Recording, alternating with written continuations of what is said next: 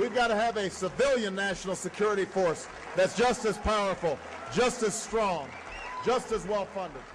The Posse Comitatus Act makes it illegal for the military to roam the streets of America, subjugating the law enforcement duties of local and state law enforcement.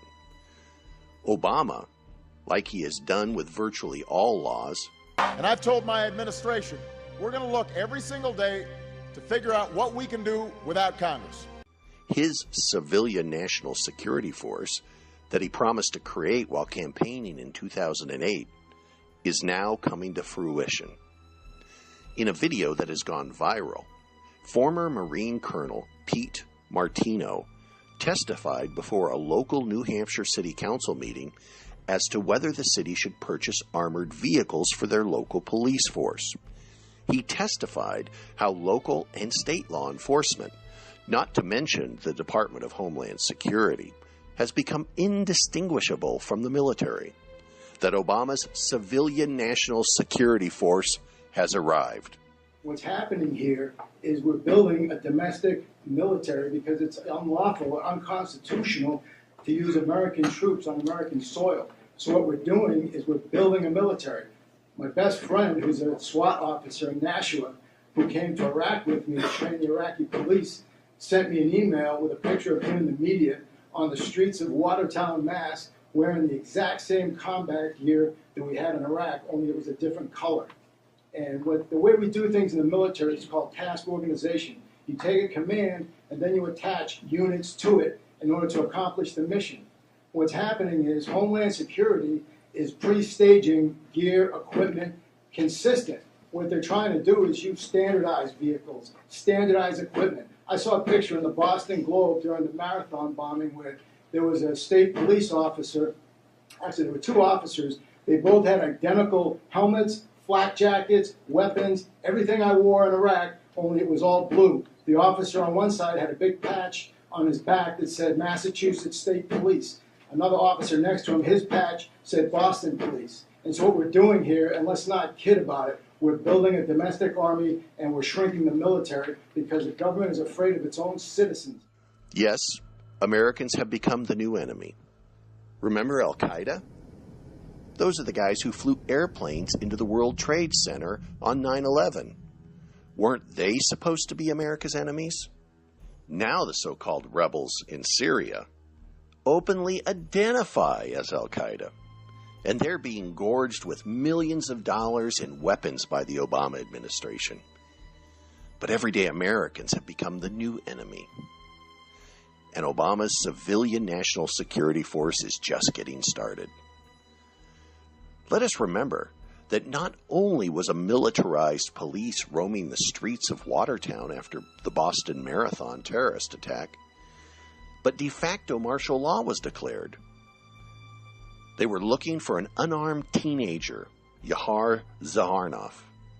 Citizens were confined to their homes, and hundreds of militarized police conducted house-to-house searches, illegal searches. Citizens were taken into custody without being charged with a crime. If one unarmed teenager can put an entire metropolitan area under martial law, then no city is safe under the rogue Obama administration. You, conservative America, have become public enemy number one. Fundamentally transforming the United States of America. Fundamentally transforming. Fundamentally transforming. Fundamentally transforming the United States of America.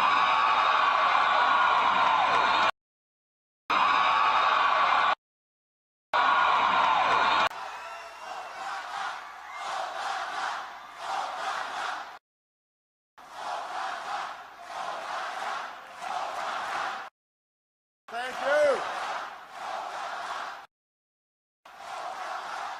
Thank you.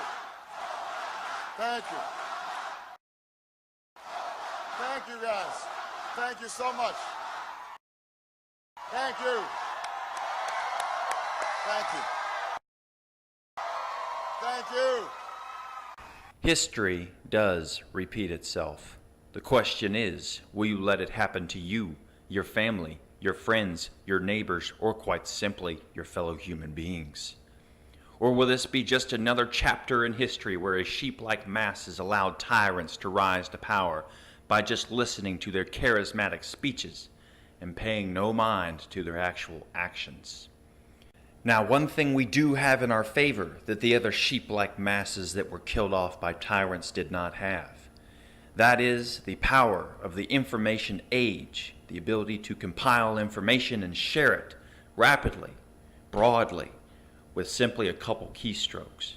So I ask you now, will you heed the warnings, the truths within this video and spread it to your fellow human beings and let them know that they need to be clearly prepared to fight this tyranny? Or will you deny the very information in this video? Let it pass you by. Will you sit on your laurels and just let it all happen? It's at this time that it's up to you. So get ready. Get your family ready. Get your friends ready. Get your neighbors ready. Get humanity ready to fight this tyranny.